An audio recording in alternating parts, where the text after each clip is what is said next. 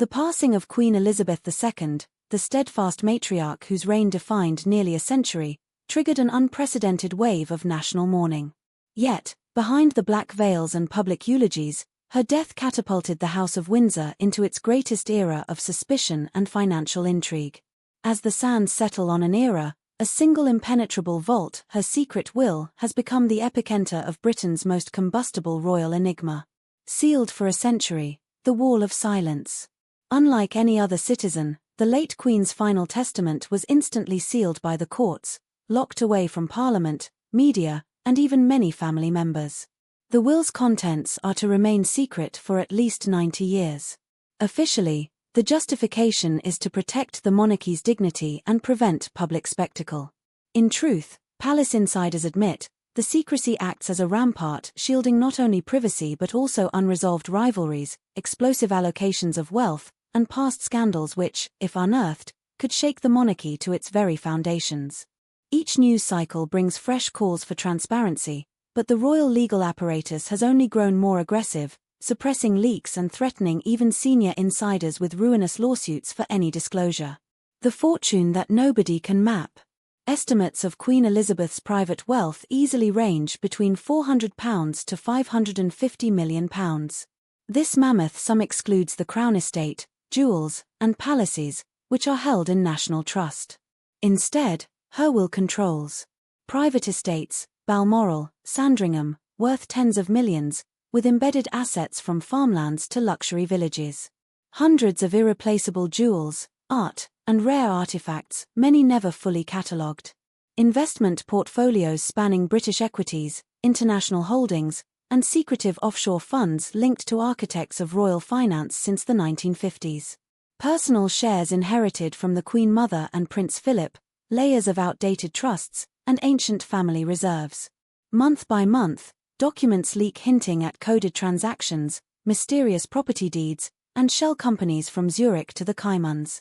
Investigative journalists have unearthed phantom companies with royal signatures, and grey legal transfers allegedly designed to move assets beyond the reach of both tax authorities and political scrutiny.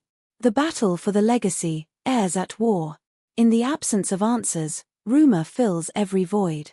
Prince William is thought to have been positioned as the principal beneficiary. Alongside Catherine and their children, he not only inherits prestige but reportedly centralizes control over most physical and financial assets, intended to guarantee the future-proof monarchy the Queen long hoped for. Charles, as eventual king, inherited only what protocol demanded, fueling speculation of strategic restructuring designed to distance the dynasty's image from his embattled branch.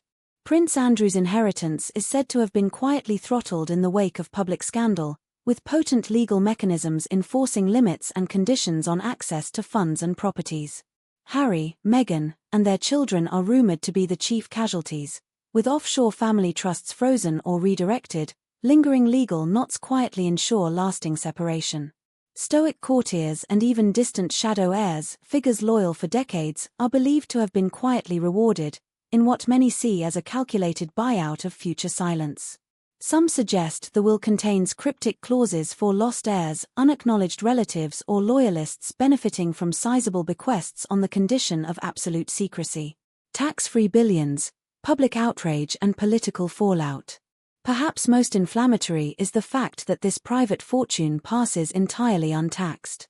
By royal arrangement, a gentleman's deal renewed regularly with pliant governments, the Queen's personal wealth escapes Britain's inheritance tax. While ordinary families surrender up to 40% in levies, the Windsors shield their fortune, moving unchecked between generations. As cost of living and public service crises grip the UK, campaigns demanding open audits, the publication of all royal wills, and the end to inherited privilege gather strength. Multiple MPs call ongoing royal secrecy unsustainable, warning every delay only risks a backlash capable of shaking the nation's republican fabric. 2025, the year of the leak. The storm truly broke with a new round of leaks, pseudo-anonymous schedules, unsigned bank statements showing secret transfers to foreign banks, and memos hinting at anxious palace efforts to stabilize loyalties through extraordinary benefit allocations.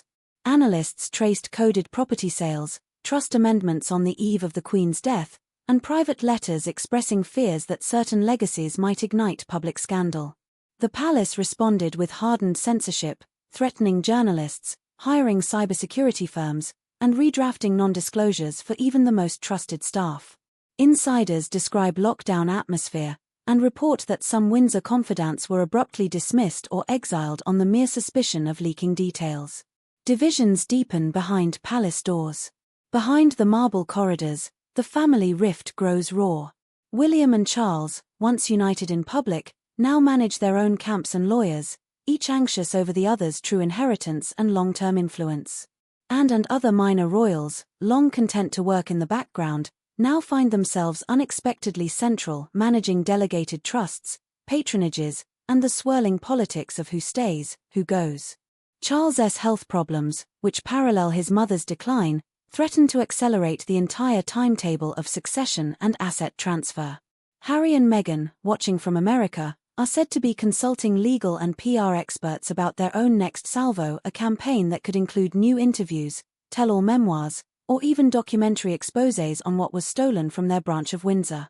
The people's verdict: a monarchy on a razor's edge. Polling data reveals a growing generational split. Young Britons, faced with economic hardship and scandal fatigue, are losing patience.